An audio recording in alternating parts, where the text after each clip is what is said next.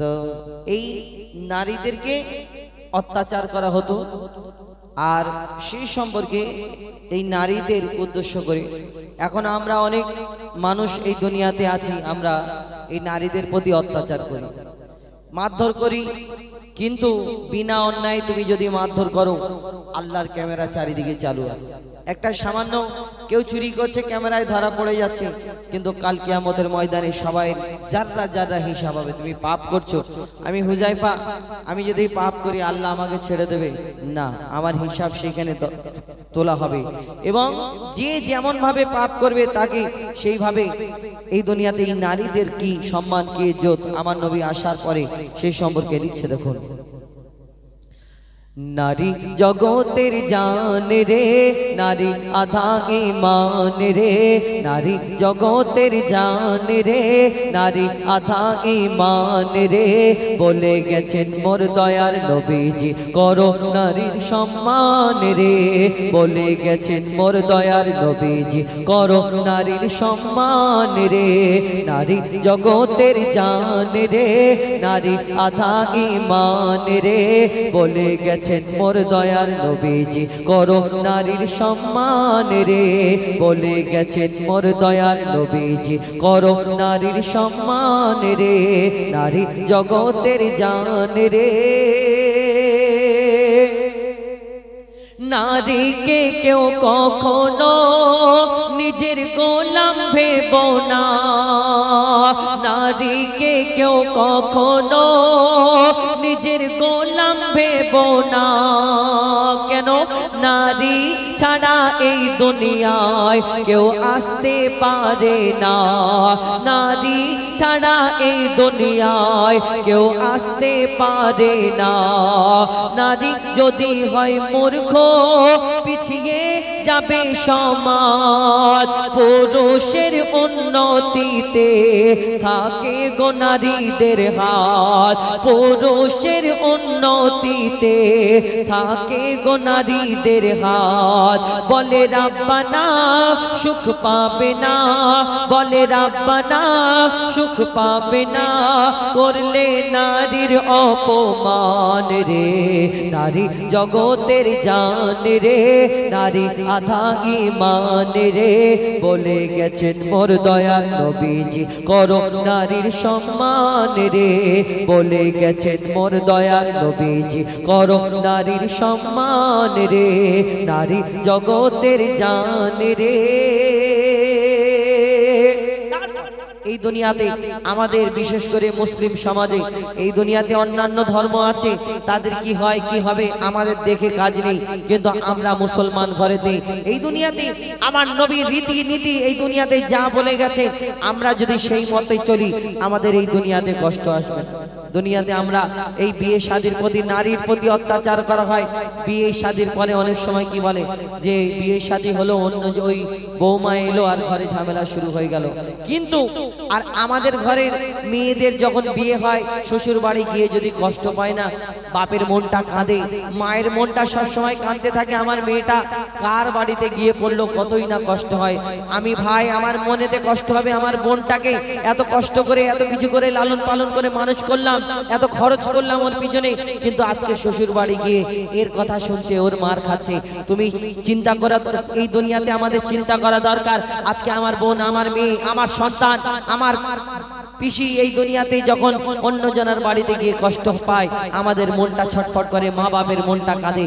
তাহলে তোমার ঘরে যদি কোনো মেয়ে এই দুনিয়াতে জ্বালা যন্ত্রণা দাও, তুমি কারোর পরের মেয়েকে, তারও আব্বা মা এই দুনিয়াতে ভাই বোন সবকিছু আছে, তাদেরও মনটা কাঁদে। কোনোদিন ভাবো না?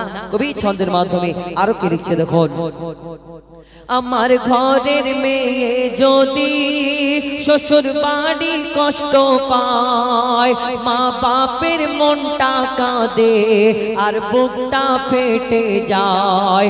মা বাপের মনটা কাঁদে আর বুকটা ফেটে যায়।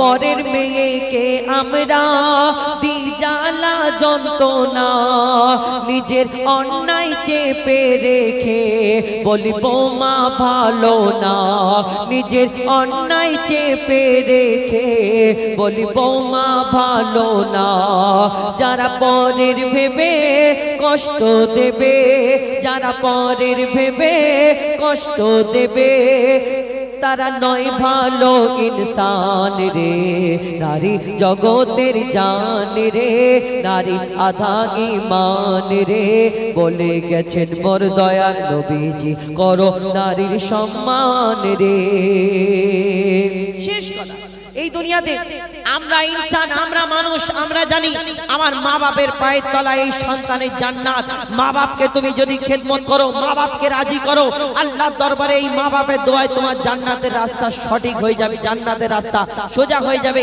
আর এই বাপ মা হলো তোমার জান্নাতে বাপ মা হলো জাহান্নাম তুমি যদি কষ্ট দাও আল্লাহ তোমাকে জাহান্নামের রাস্তাটা সোজা করে দেবে এটা আমরা সবাই জানি কিন্তু আমি পুরুষ আমি বেটা ছেলে আমি হুজাইফা আমার মা যতদিন বেঁচে থাকবে আমি যদি তার খেদমত করে করে মাকে রাজি করতে পারি মা দোয়া করে আমার জন্য এই দুনিয়াতে জান্নাতের রাস্তা সোজা হয়ে যাবে কিন্তু একটা নারী কতদিন আমি সারা জীবন করতে পারবো আমার মা যতদিন বেঁচে থাকবে কিন্তু একটা নারী কতদিন করতে পারবে 16 বছর 17 বছর 18 বছর 20 বছর তারপর বিয়ে হয়ে যাবে তার জন্য কি অফার নেই আল্লাহ সব রাস্তা সোজা রেখেছে আল্লাহ বান্দাদেরকে একটা মা সন্তানকে যতটা ভালোবাসে 70 গুণ বেশি আল্লাহ সেই বান্দাদের ভালোবাসে বান্দা বান্দিকে আল্লাহ এদের জন্য সকলের রাস্তা সোজা করে রেখেছে আমি হুজাইফা আমি পুরুষ বেটা ছেলে আমার মায়ের খেদমত করতে পারবো কিন্তু যেই নারীটার বিয়ে হয়ে যাবে তার জন্য বিকল্প রাস্তা আছে এই দুনিয়াতে তোমার স্বামী বিয়ের পরে তোমার স্বামীকে ওই রকম রাজি খুশি করো তুমি স্বামীর খেদমত করো স্বামীকে তুমি উচ্চ স্বরে কথা বলো এই দুনিয়াতে তুমি ওই স্বামীর খেদমত করলে স্বামী তোমার জান্নাত স্বামী তোমার জাহান্নাম হয়ে দাঁড়াবে কেন এই স্বামীকে তুমি যদি খেদমত করে রাজি করতে পারো স্বামী যদি তোমার জন্য দোয়া করে এই দুনিয়া কাল কিয়ামতের ময়দানে তোমাকে এই স্বামীর জন্য জান্নাতে দেওয়া হবে তাহলে মায়ের খেদমত করতে পারো না তো কি হয়েছে তোমার জন্য স্বামী এই দুনিয়াতে আল্লাহ আর একটা রাস্তা খুলে রেখেছে কিন্তু এখন ডিজিটাল যুগ এখন এই আমরা ইয়ং জেনারেশন বরবাদ হওয়ার পিছনে সবথেকে বড় কারণ হলো ছোট ছোট রিলস ভিডিও আমরা ইনস্টাগ্রামে ফেসবুকে ওই বেদিনদের যেটা তাদের কৌশল ইহুদিদের কৌশল যে কেমন করে শুরু থেকে আমাদের মুসলমানদের ভিতরে কিছু কিছু জিনিস ঢুকিয়ে দেবে এতে আমাদের ঈমান চলে যাবে এই ছোট ছোট রিলস ভিডিও দেখে নারীর ক্ষমতা নারীর অধিকার নারীর ওই আমরা এই করে করে করে করে ভিতরে কালো করে ফেলছি আগেকারের স্বামীরা যদি বাইরে থেকে কাজ করে আসতো তাকে গামছা দেওয়া হতো সামনে পানির ওই মগ দেওয়া হতো হাওয়া করতো এখন ডিজিটাল যুগ ওই রিলস দেখে দেখে আমরা পুক্ত হয়ে যাচ্ছি মানে আমরা ডিজিটাল আর চেঞ্জ হয়ে যাচ্ছি তাহলে কি হবে আমাদের স্বামীরা যদি কোথাও যাওয়ার সময় বা কোনো জায়গা থেকে এসে বলে হ্যাঁ গো এই জিনিসটা দেখা পাইনি কোথায় গেল তুমি জোরে জোরে কথা বলে কেন তোমার হাত নেই তোমার চোখ নেই দেখা পাও না পাটা কি খোড়া হয়ে গেছে একটুখানি চলে চলে গিয়ে ওইটা নিলে তোমার কি কষ্ট হয় বলো নারী কোনো কষ্ট নেই যখন যাবে ভিতরে যখন পড়বে তখন মনে করবে হ্যাঁ আল্লাহকে আমাকে একবার সুযোগ দাও আমার স্বামীর পায়ে ধরে পড়ে থাকবো যখন যাবে ভিতরে বুঝতে পারবে তুমি চেঁচাও স্বামীকে ওই পরেদের জাল ফেলাতে সেই জালেতে তুমি পড়ে এই দুনিয়াতে তুমি নিজেকে মডেল এই দুনিয়াতে তুমি অন্যরকম চিন্তা ভাবনা করো নারীর অধিকার না আল্লাহ যতটুকু তোমাকে স্বাধীনতা দিয়েছে তোমাকে ততটুকু থাকতে হবে ইসলাম শরিয়াতকেও মেনে চলতে হবে তুমি মনে করবে সবার মতো আমরাও চলাফেরা করব না আমরা মুসলমান আমরা এক আল্লাহকে বিশ্বাস করি এক নবীকে মানি যেই নবীর বেটি মা ফাতেমা যিনি ওই রাত্রে আমরা চিন্তা করি বোরকা পরে যদি ছবি পোস্ট করা যদি অনেক জন বোরকা পরে বলে পর্দা করে আমি ছবি পোস্ট করছি মা ফাতেমা যেখান থেকে হেঁটে যেতেন সেখানে প্রথম আমার নবী পা দিতেন আবার ওইখানে তিনি পা দিতেন টানার পরে তানার স্বামী হযরতে আলী সেখানে পা দিয়ে পায়ের ছাপ টানা যেন বোঝা যায় তানারা এই করতেন আর আপনারা এখানে দুনিয়াতে সমান সমান অধিকার চান কবি ছন্দের মাধ্যমে আল্লাহ সবকে বুঝদান করুক এই দুনিয়াতে শেষ কথায় কবির মনের ফারিয়াদ আরো কি লিখছে দেখো মা বোনেদের কাছে করি আমরা আবেদন তোমার পিতা আর স্বামী পাবে সম্মান ভালো হলে তোমার চাল চলন তোমার পিতা আর স্বামী পাবে সম্মান ভালো হলে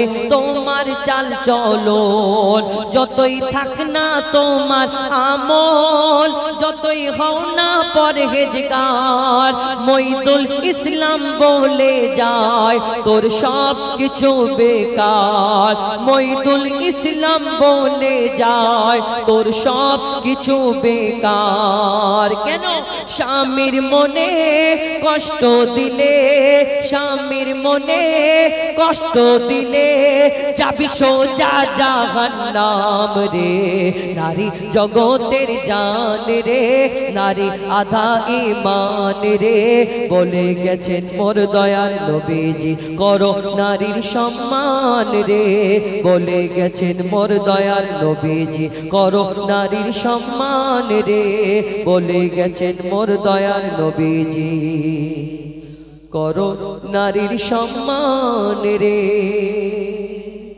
এবার আরেকটি ফরমাইশ শুনছি সবার মুখেতে আসবে নবী দুনিয়াতে তারপরে আমরা এই ক্লাবকে নিয়ে ওইদিকে আরে ছবি তোলো তো একটা ছেড়ে দেবে নেটে ছেড়ে দেবে ঠিক আছে আমাদের ওইদিকে তো নেটে ছাড়া বলে তোমাদের এখানে কি বলে আমার হাত দেবে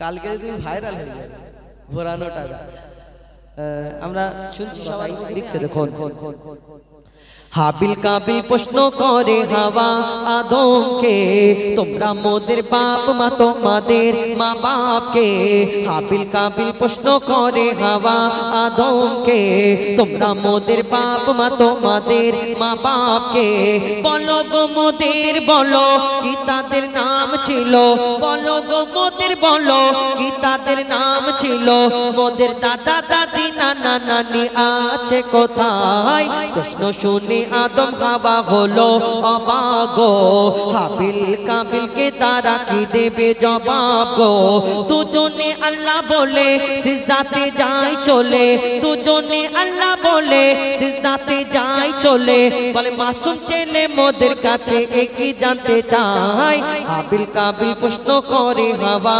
আদমকে তোমরা মোদের বাপ মা তোমাদের মা বাপকে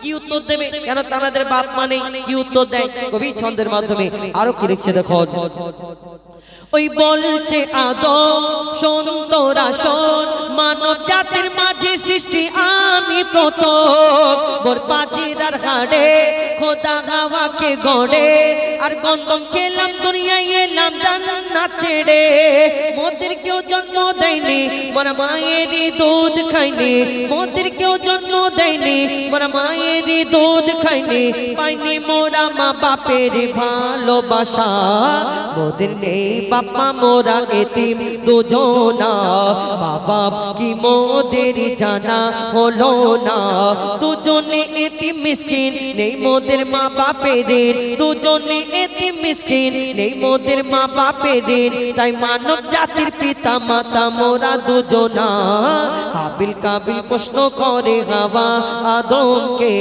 তোমরা মোদের বাপ মা তোমাদের মা বাপকে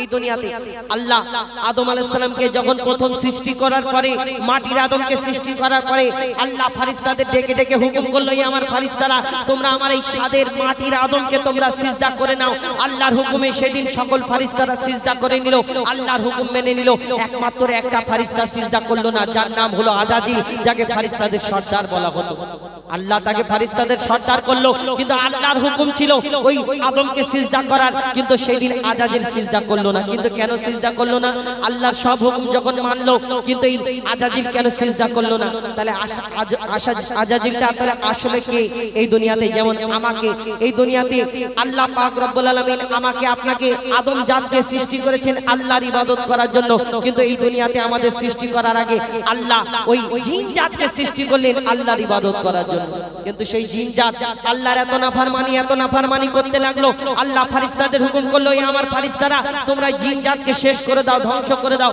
আর তারপরে এই দুনিয়াতে সব যখন ধ্বংস হয়ে গেল, তার মধ্যে ছোট্ট একটা বাচ্চা বেঁচে রয়ে গেল জিন জাতে।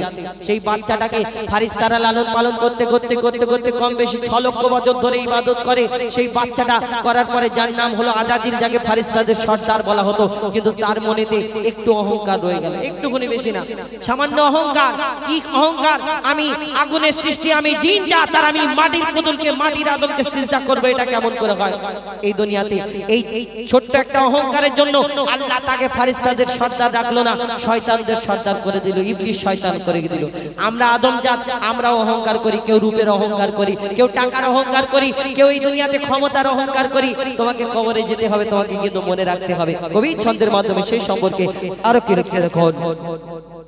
নিয়ে কাদা মাটি ধুল খোদা গড়ল পুতুল, নিয়ে কাদা মাটি ধুল খোদা গড়ল পুতুল, সে পুতুলে দিল নূরে মোহাম্মদ রাসূল। পুতুল নড়ে চড়ে আবার সিজদা করে, সারা কায়নাতের জ্ঞান খোদা দিল যে তারে। জিবরিল আমিনকে ধরে আজাজিল দুঃখ করে, জিবরিল আমিনকে ধরে আজাজিল দুঃখ করে। আমাকে ভুলে গেল খোদা আদমের মায়ায়, আমি জিন জাত তবু ফারিস্তাদের সর্দার। সব থেকে বেশি জ্ঞানী হে আমার অহংকার, আগুনে আমার জনম আর মাটিতে গড়া আদম, আগুনে আমার জনম আর মাটিতে গড়া আদম। আর এই আদমকে সে সিজদা দেবে আমার দুটি পায়। কাবিল কাবিল প্রশ্ন করে হাওয়া আদমকে, তোমরা মোদের বাপ মা তোমাদের মা বাপকে। কাবিল কাবিল প্রশ্ন করে হাওয়া আদমকে, তোমরা মোদের বাপ মা তোমাদের মা বাপকে। বলো গো মোদের, বলো কি তাদের নাম ছিল, বলো গো মোদের, বলো কি তাদের নাম ছিল। মোদের দাদা দাদি নানা নানি আছে কোথায়? কাবিল কাবিল প্রশ্ন করে হাওয়া আদমকে, তোমরা মোদের বাপ মা তোমাদের মা বাপকে। কাবিল কাবিল প্রশ্ন করে হাওয়া আদমকে, তোমরা মোদের বাপ মা তোমাদের মা বাপকে।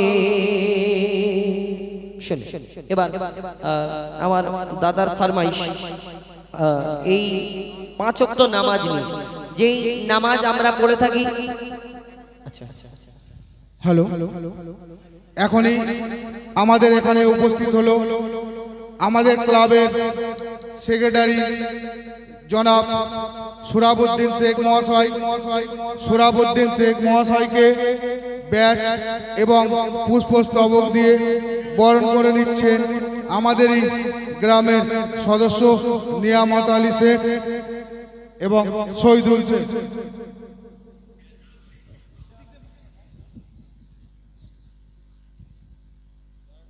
সবাই করতালি দিয়ে সংবর্ধনা জানাও।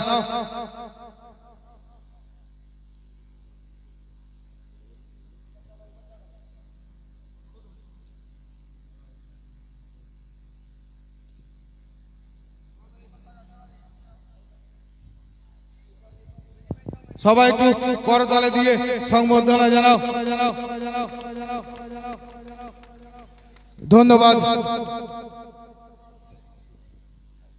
আবার আমরা ফিরে যাচ্ছি আমাদের গজল অনুষ্ঠান। এসে বললেন তোমার সময় শেষ, যেতে হবে। বলে কেন, কোথায়? বলে আমি আজরাইল রূহ কবজ করতে এসেছি। সাধারণ আকৃতিতে এসেছিলেন। মানুষের মানুষের যে সূরাত হয়, সেই সূরাত আকারে তিনি মুসা নবীর কাছে এসেছিলেন রূহ কবজ করার জন্য। এখন আজরাইল আলাইহিস সালাম হলো আল্লাহ পাকের খাদিম, আর মুসা নবী হলো আল্লাহ পাকের বন্ধু। এখন বন্ধুর কাছে যখন ধরেন আমার খাদিম আমার বন্ধুর কাছে কিছু দিতে গেল বা কিছু আনতে গেল, সে কি সেখানে গিয়ে মস্তানি করতে পারবে? পারবে কি? পারবে না। সম্মানের সঙ্গে করতে হবে। এখন আল্লাহ পাক এক একটা নবীর হাতে 70টা জওয়ান যোদ্ধার ক্ষমতা দিয়ে পাঠিয়েছেন। এখন যখন এই কথা বললেন, আর মুসা আলাইহিস সালাম দেখলেন সাধারণ মানুষ একটা এসে মস্করা করছে, ফাজলামি মারছে, একটা চড় মেরেছিলেন। একটা চড় এমন মেরেছিলেন যে আজরাইল আলাইহিস সালামের একটি চোখ খারাপ হয়ে গিয়েছিল। হালাকি পরে ঠিক হয়ে গেছে, কারণ সেটা তো কোনো ব্যাপার নয়। আল্লাহ পাক কোন বলবে হয়ে যাবে সেটা ব্যাপার নয়, কিন্তু একটা চড় মেরেছিল, একটা চোখ খারাপ হয়ে গিয়েছিল। কেন? কবি ছন্দের মাধ্যমে নিচ্ছেন, শুনুন। আল্লাহ নিরাকার নেই কোনো আকার, हर जरा बजरे बिराज करे ओ गो दयारी नबी जीवने मोर अल्लाह, ओ गो दयारी नबी जीवने मोर अल्लाह, सब किछु देखा पाई के की करे, अल्लाह निराकार नेই कोनो आकार, अल्लाह निराकार नेই कोनो आकार। कुरान शरीफेर आयाते आल्लाह करिल परिष्कार घोषणा। की घोषणा? आमी आल्लाह जागा जाने सृष्टिर के गोता जाने ना। আমি জানি, আপনি জানি যে এই পরক্ষণে আমাদের মধ্যে থেকে কে ইন্তেকাল করবে আর কে বাড়ি ফিরে যেতে পারবে, কেউ জানি না।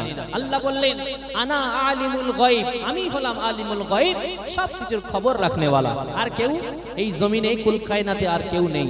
আল্লাহ পাক যখন আদম জাতকে, মানব জাতকে যখন সৃষ্টি করবেন, ফেরেশতাদেরকে ডেকে বলল, ফেরেশতারা শোনো, আমি একটা জাত দুনিয়াতে আবার জন্ম বানাতে চাই। ফেরেশতারা বলল আল্লাহ কি? বলে মানব জাত বানাতে চাই। ফেরেশতারা বলল আল্লাহ তুমি দেখোনি এর পূর্বে? কোরআন শরীফের কথা বলছি। আল্লাহ পাক বলছে তুমি, ফেরেশতারা বলছে তুমি কি, আপনি কি দেখেননি এর আগে আপনি যে জিন জাতিকে দুনিয়াতে পাঠিয়েছিলেন তারা পৃথিবীর মধ্যে কি তাণ্ডব করেছিল, আপনি আবার মানুষ পাঠাবেন? আল্লাহ বললেন আমি হলাম আলিমুল গায়ব, আমি যা জানি তোমরা তা জানো না। এর প্রমাণ আল্লাহ পাক ফেরেশতাদেরকে দিয়েছিল যখন আমাদের পিতা আদি পিতা হযরত আদম আলাইহিস সালামকে আল্লাহ পাক যখন বানালেন, তখন যখন তার রূহের মধ্যে, তার দেহের মধ্যে যখন রূহটা ফুঁকে দেওয়া হয়েছিল, রূহটা যাওয়ার সঙ্গে সঙ্গে আদম আলাইহিস সালাম একটা শব্দ বলেছিল যা ফেরেশতারা কোনোদিন সেই শব্দ শোনেনি। বলতে পারেন সেটা কি? আদম আলাইহিস সালামের যখন রূহ দেওয়া হলো, নাকের মধ্যে থেকে গেল, রূহটা নাকের মধ্যে থেকে দেওয়া হলো। নাকের মধ্যে যখন একটু পালক ফালক কিছু দেবে দেখবেন সুসুড়ি লাগে না? লাগে তো? যখন সুসুড়ি লাগে মানুষের কাশি হয়, কাশে না? কাশলে কি বলতে হয়? আলহামদুলিল্লাহ। আমরা কোত্থেকে শিখেছি? জন্মের পরে মানুষ করে শুনেছি, আলেমরা বলতে শুনেছি, তাই আমরা জেনেছি। কিন্তু আদম আলাইহিস সালামের সবে মাত্র রূহ দেওয়া হলো, ওনাকে কে শিখিয়েছিল? কে শিখিয়েছিল? আল্লাহ পাক তাকে সব জ্ঞান দিয়ে পাঠিয়েছিলেন।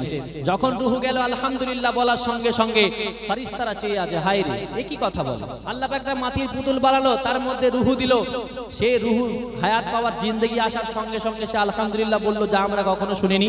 তখন আল্লাহ পাক বলেছিল দেখো আমি যে মানব বানাবো বলেছিলাম, যে শব্দ তোমরা কোনোদিন শোনোনি জানো না, দেখো সে জন্ম হওয়ার পরেই সে সব বলে দিল, সে সব জানে। ফেরেশতারাও তাকে ইন্টারভিউ নিয়েছিল, ইন্টারভিউতে তিনি সব সাকসেস হয়েছিলেন। যাই হোক, কবি লিখছেন শুনুন। কোরআন শরীফের আয়াতে আল্লাহ করিল পরিষ্কার ঘোষণা, আমি আল্লাহ জাগা জানে সৃষ্টির কে গোতা জানে না, আমি মরি তাকে বাঁচাই জিন্দাকে মারি, আবাদ করি আর বরবাদ করি, আমি মরি তাকে বাঁচাই জিন্দাকে মারি, আবাদ করি আর বরবাদ করি, আমি বিনা মেঘেতে বজ্র ফেলিয়া জ্বলন্ত আগুনকে বরফ করি, জ্বলন্ত আগুনকে বরফ করে, সৃষ্টি জাগানের খালিক মালিক, সৃষ্টি জাগানের খালিক মালিক, অসম্ভবকে যিনি সম্ভব করে, আল্লাহ নিরাকার নেই কোনো আকার। চাইলে সবকিছু সম্ভব। আপনি যে ছেঁড়া খাতায় শুয়ে আছেন, বলে ছেঁড়া খাতায় শুয়ে শুয়ে লাখ টাকার স্বপ্ন, আল্লাহ চাইলে এটা কোনো ব্যাপার নয়, কোনো ব্যাপার। পরের দিন সকালে দেখবেন কোনো একজন মুহাজির এসে আপনাকে বলল ভাই আমি অনেক টাকার মালিক, আমি তোমাকে এই টাকাটা হাদিয়া করছি, 1 কোটি টাকা আপনাকে দিয়ে গেল। আল্লাহ পাক তাকে এত দিয়েছে যে কোটি টাকা তার পকেটের একটা 10 টাকা, আমাদের পকেটের 10 টাকার মতো, সে আপনাকে 1 কোটি দিয়ে আপনাকে মালবান বানিয়ে চলে গেল, কারণ আল্লাহ তাকে পাঠিয়েছে। তারপর লিখছেন শুনুন, মুসা নবীর রূহ কবজ করতে আজরাইল এসে দাঁড়িয়ে গেল, বলে এসেছি তোমায় নিয়ে যেতে, এখনই আমার সঙ্গে চলো। তখন কথা শুনে মুসা রেগে গেল, আজরাইলের গালে চাপড় মারিল। কথা শুনে মুসা রেগে গেল, আজরাইলের গালে চাপড় মারিল। কেঁদে কেঁদে ফিরে গিয়ে আজরাইল আল্লাহকে বলিতে লাগিল, আল্লাহকে বলিতে লাগিল। কি বলে? মুসা মেরেছে আমায় আর বলেছে, মুসা মেরেছে আমায় আর বলেছে, আসলে আবার তোকে রাখবো ধরে, আল্লাহ নিরাকার নেই কোনো আকার। আরো কি বলেছিল মুসা আলাইহিস সালাম? আজরাইল আলাইহিস সালাম বলছে, দেখো, আর বলেছে বলবে খোদাকে, মুসা বলেছে আসবে না। কেন? আমার যত উম্মতে উম্মতে কে করবে তাদের দেখা শোনা। যখন এই কথা আজরাইল আলাইহিস সালাম আল্লাহকে বললেন যে মুসা নবী এই কথা বলেছে, তখন আল্লাহ পাক আজরাইল আলাইহিস সালামকে কি বলছে দেখুন। আল্লাহ বলে, আজরাইল তুমি শুনে না, মুসা নবীকে গিয়ে বলে দাও। আল্লাহ বলে, আজরাইল তুমি শুনে না, মুসা নবীকে গিয়ে বলে দাও, একটি দুমবার গায়ে যত লোক তত গায়াতে পাবে তুমি যদি চাও, তত গায়াতে পাবে তুমি যদি চাও। তবে ওই লোঙ্গনা শেষ হবে গোজে দিন, ওই লোঙ্গনা শেষ হবে গোজে দিন, ঠিক সেদিন তুমি যাবে মরে, আল্লাহ নিরাকার নেই কোনো আকার। যখন এই কথা বললেন, আল্লাহ পাক জানিয়েছেন, কুল্লু নাফসিন যায়িকাতুল মাউত, প্রত্যেক জীবের একদিন না একদিন মৃত্যুর স্বাদ তাকে চাখতে হবে। আমরা কেউ মরে ফানা হয়ে যাব, শেষ হয়ে যাব না, দি এন্ড হয়ে যাবে। আমরা সবাই মারা যাব ইনশাআল্লাহ। অবশ্যই আল্লাহ পাক আমাদেরকে তার কাছে ডেকে নিয়ে যাবে এই দুনিয়ার কাজকর্মের হিসেব নেওয়ার জন্য। কিন্তু আমরা সব বিলীন হয়ে যাওয়ার জাত আমরা নই। বিলীন হয়ে যাব? আল্লাহ পাক মানব জাতিকে বিলীন হওয়ার জন্য বানাননি, এই দুনিয়াতে দিয়েছেন পরীক্ষা নেওয়ার জন্য। এখান থেকে পরীক্ষার যে ফলটা নিয়ে যাব সেই হিসাবে আল্লাহ পাক দুটি জায়গা বাড়িয়েছে, একটা জাহান্নাম একটা জান্নাত, সেখানে ডিভাইডেড করে দেওয়া হবে। আর এই উম্মতে মুহাম্মাদি একদিন না একদিন যে কালেমা পড়েছে, আল্লাহকে বিশ্বাস করেছে খালিক মালিক বলে, আল্লাহর নবীকে নবী বলে, যার রিসালাতকে যার নবুয়াতকে স্বীকার করেছে, সে জাহান্নামী হলেও একদিন না একদিন সে সেই জাহান্নামের সাজা ভোগ করে নিয়ে আবার সে জান্নাতে কামব্যাক করবে, ফিরে আসবে। এটাই এই উম্মাতের আল্লাহ পাক একটা স্পেশাল পাওয়ার দিয়েছে, স্পেশাল কিছু দিয়েছে, সেটা শুধু এই উম্মাতে মুহাম্মাদির জন্য, আর কারোর জন্য নয়। এখন মুসা নবী যখন এই প্রশ্ন করলেন, আল্লাহ পাক বললেন, অবশ্যই অবশ্যই তোমাকে আমি হায়াত বাড়িয়ে দেবো, ঠিক আছে, কিন্তু একদিন না একদিন তোমাকে চলে আসতে হবে।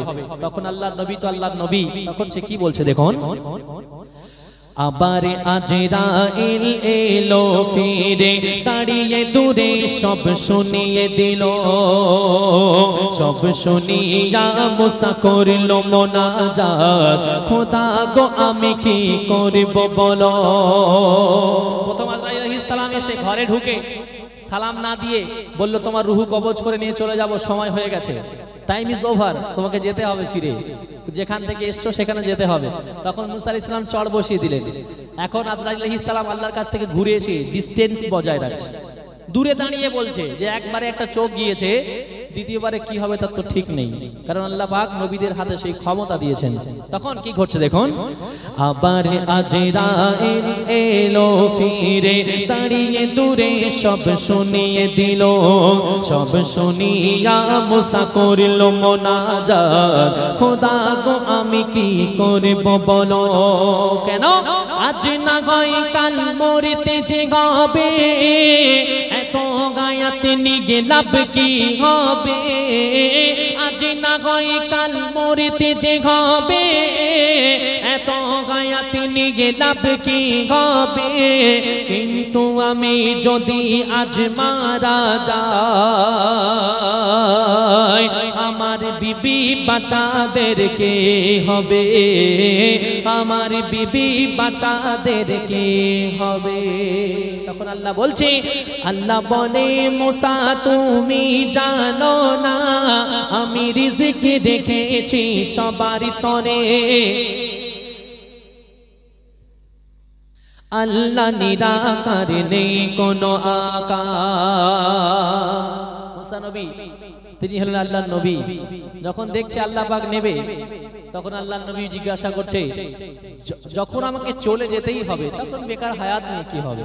আর আমরা চিন্তা করি আল্লাহ আর 10 দিন হলে ভালো হতো, তওবা তো এখনো করা হয়নি, নামাজ তো এখনো পড়া হয়নি, 10 দিন পেরে যদি তওবা টওবা করে কিছু কামিয়ে নিতে পারতাম। কেউ যদি জানতো যে আমার হায়াতের সীমাটা এখানে শেষ হয়ে যাবে, তাহলে সে অবশ্যই আল্লাহর পথে ফিরে আসতো। আমরা মনে করি এখানে হায়াত অনেক আছে তো সেই জন্য মানে অতটা টেনশন হয় না। কিছু জানতো যে কাল সকালে মালাকুল মাউত দাঁড়িয়ে যাবে, বুকের উপরে পাটা তুলে দেবে, যেটা উহুদ পাহাড় নয় পুরো পৃথিবী যে ভার তার চেয়ে কোটি কোটি গুণ ভার হবে, সেই পা যদি একবার চাপিয়ে দেয় আমরা কেউ মাটিতে ডেবে যাব না, কিন্তু কষ্টটা অবশ্যই আমরা অনুভব করব, কষ্টটা অনুভব আমাদের করতে হবে। তারপর কি করছে দেখুন, গাইবি আওয়াজ শুনতে মুসা পায়, হাতের লাঠি পাথরে মারো, পাথর ভেঙে চুর চুর হয়ে যায়, মুসা নবী দেখে লক্ষ্য করে, আয়নার মতো স্পষ্ট দেখা যায়, মুসা নবী দেখে অবাক হয়ে যায়, ওই টুকরো পাথরের মধ্যে কয়েকটি জিন্দা পোকা তাজা পাতা খায়। মুসা নবীর প্রশ্নের জবাবে আল্লাহ পাক প্রমাণ দিচ্ছে, মুসা তোমার হাতে যে লাঠিটা আমি দিয়েছি, যে লাঠিটা আছে আসা লাঠি, ওটাকে পাথরের উপরে মারো, পাথরের উপরে প্রহার করে দেখো কি হয়। যখন মুসা নবী পাথরের উপরে মারলেন, পাথরটা চুরচুর হয়ে গেল। আল্লাহ নবী দেখছেন পাথরের মধ্যে একটা পোকা আছে, আর তার খাওয়ার জন্য আল্লাহ পাক রিজিক স্বরূপ সেখানে সবুজ লতা জন্মে রেখেছে। একবার সুবহানাল্লাহ বলা যায় না? যদি আল্লাহ ওই কাঠের মধ্যে থাকা পোকাকে খাবার কাঠের মধ্যে দিতে পারে, যদি আল্লাহ একটা পাথরের মধ্যে যেখানে পানি নেই, রোদ নেই, হাওয়া নেই, বাতাস নেই, কিছু নেই, সেখানে একটা প্রকার খোরাক যদি আল্লাহ বানিয়ে দিতে পারে, আমরা মনে করি শুধু আমরা কাজ করলেই তবে খাওয়া হয়। এই মানুষ মনে করে, কারণ আর বেশি চালাক, আর যা মাখলুক আছে সারাক্ষণ আল্লাহ জিকির করে, সেখান থেকে খাওয়ার আশা করে।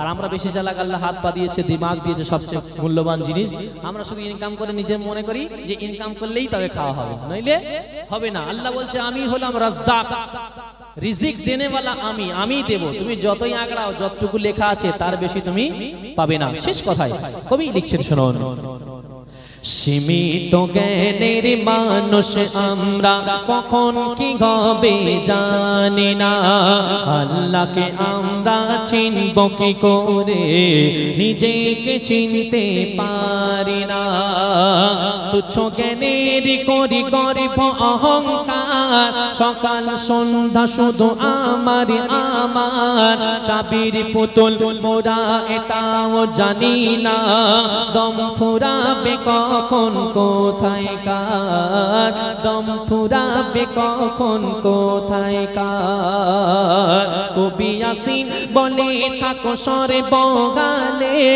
নম্র ভাবে আর ধর্ম ধরে, আল্লাহ নিরাকার নেই কোনো আকার।